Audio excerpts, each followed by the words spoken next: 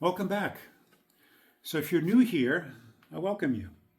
And if you've been following along, thank you for being back. My name is George Logan, and this is George's GLP1 journey, or maybe more accurately, my GLP1 adventure. I started this journey back at the late portion of July 2025.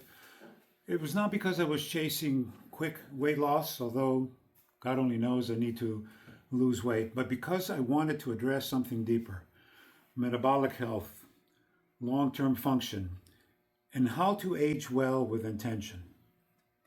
So, by training, I'm a biological scientist and also by education with an advanced degree. And I approach this the same way I approach my professional work: thoughtfully, driven by data, and grounded in physiology. So, on this channel, I share my personal experience on the GLP-1 therapy, the successes, the struggles, the adjustments, and the lessons that I discover along the way. And each week, I will publish at least one additional video while I dive into specific topics that I think are especially helpful for fellow travelers like myself, especially in our senior years.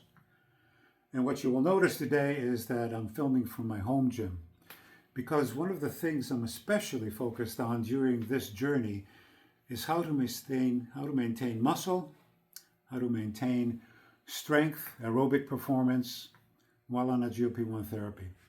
Because, hey, this is no news, I'm sure, to many of you. As we age, muscle mass and cardiovascular capacity just don't take care of themselves. They require intention. So, along with sharing my weekly progress, I'll often share practical tips on training, on recovery, on mindset that are helping me stay strong, capable, and engaged as I move through this phase of life.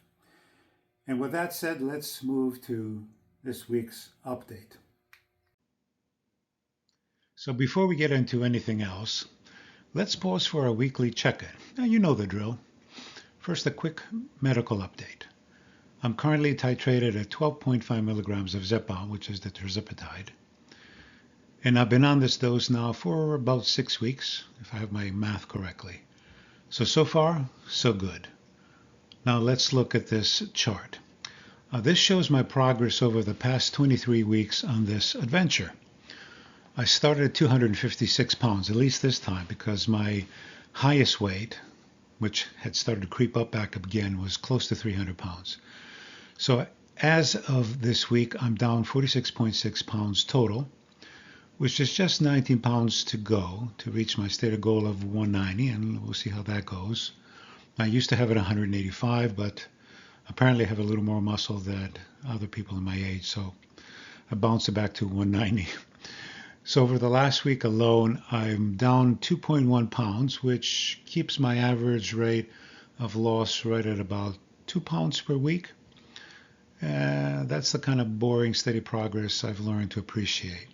Now, based on talking to many people, hearing a lot of people on the same journey, and also the actual studies that were done, one should expect between a half a pound and 2 pounds per week.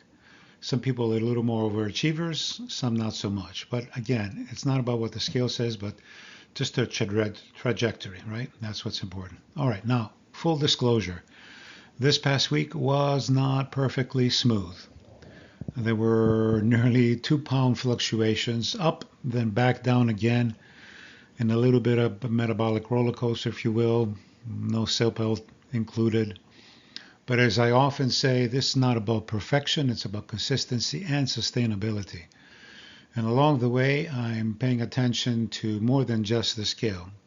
Paying attention to appetite signals, which kind of vary from day to day, to energy, that's usually pretty good, to sleep, still struggling a little bit with that, and training performance, which is very good. And, how my body is responding overall. And these details matter. Some weeks feel almost effortless. Other weeks bring their own surprises, like, Christmas cookies that somehow appear out of nowhere. What's with that? But all of this is data. And when you're curious, instead of being critical or depressed, even the messy weeks can teach you something. And this weekly update isn't here to impress anyone, myself included. It's here to be honest and hopefully useful to anyone that's walking a similar path, especially for those of us that are in a little later in life. And with that, let's wrap things up for this week, shall we? And as we close out this week, I want to thank you genuinely for spending a few minutes of your life with me. And yes, I promise to give them back somehow. So whether you're already in a GLP-1 journey, seriously considering one, or just trying to make sense of the biology behind metabolic health, I'm really glad you're here. If this update was helpful, there's a link in the description to another video where I dive deep, and yes, the pun was fully intended, into hydration. It turns out water still matters. Who knew?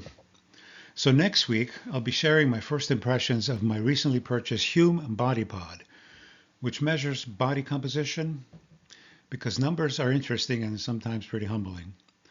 I also want to give a shout out to two fellow travelers, to Lorraine and Christopher Durham, and their YouTube channel, The Downsize. They are thoughtful, encouraging voices in a growing GLP-1 community, and they're very much worth your time. So go check them out. And if you haven't already, consider subscribing so you don't miss future weekly updates and the science-focused videos I share each week. This is a long journey, not just about weight, but about health, function, and quality of life as we age. And progress isn't always linear, but it's meaningful. So thank you again for walking part of this road with me. So stay curious, be patient with yourself, and be at peace. This is George with GLP-1s for Seniors, and I'll see you next time.